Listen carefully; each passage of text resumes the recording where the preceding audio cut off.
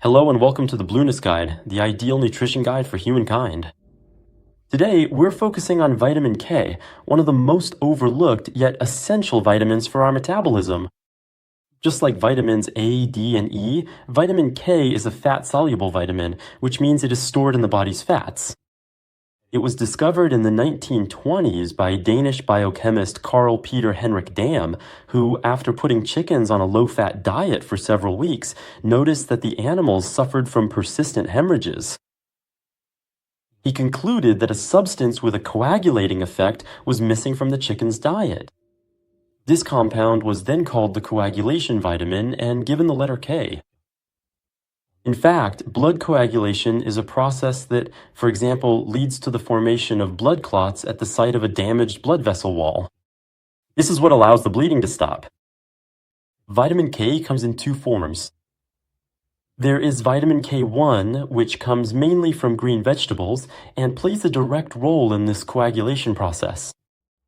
Then there is vitamin K2, which is produced mainly by bacteria in the colon or appears in certain foods as a result of fermentation, such as cheese, for example.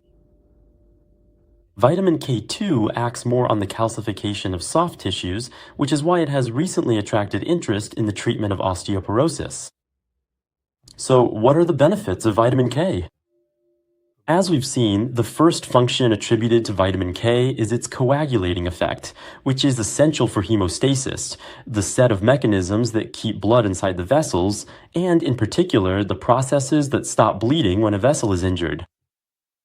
After this discovery, scientists lost interest in vitamin K until it experienced a resurgence of attention, much like vitamin D. And recent discoveries suggest huge breakthroughs against metabolic diseases.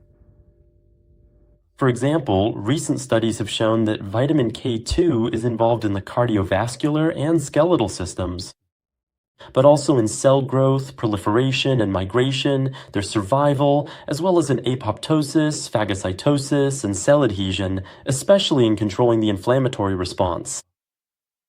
Vitamin K also plays a role in cell specialization. These discoveries show that this vitamin is involved in many essential metabolic processes for health.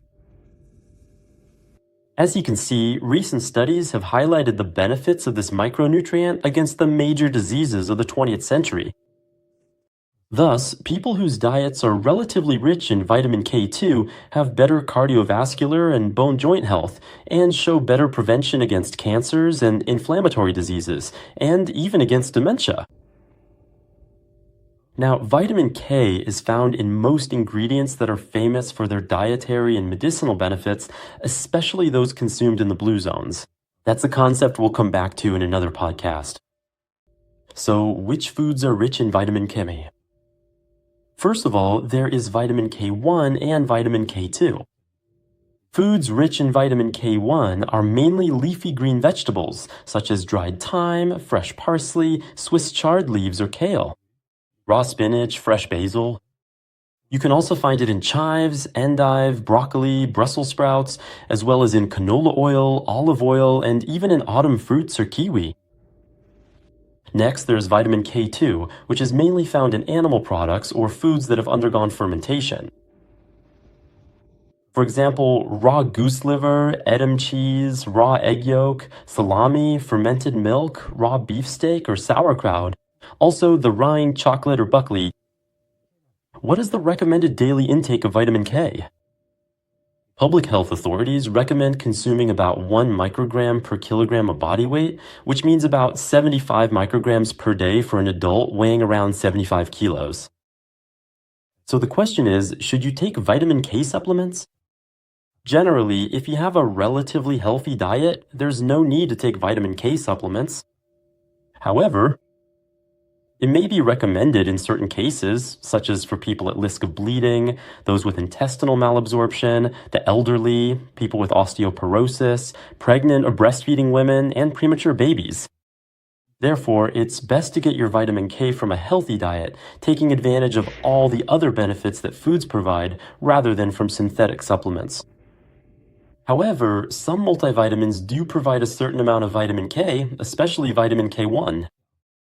There is, in principle, nothing counterproductive about supplementing in reasonable doses, for example, 50 to 75% of the recommended daily intake.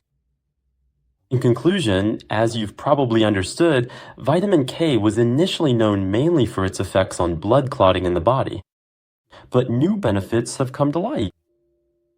So, relatively recent studies have shown that an increase in vitamin K intake is associated with a decrease in mortality from cancer or any other cause. More specifically, increasing vitamin K1 intake would reduce the risk of cardiovascular mortality. That's all for vitamin K. See you very soon in the Blooness Guide, the ideal nutrition guide for humankind.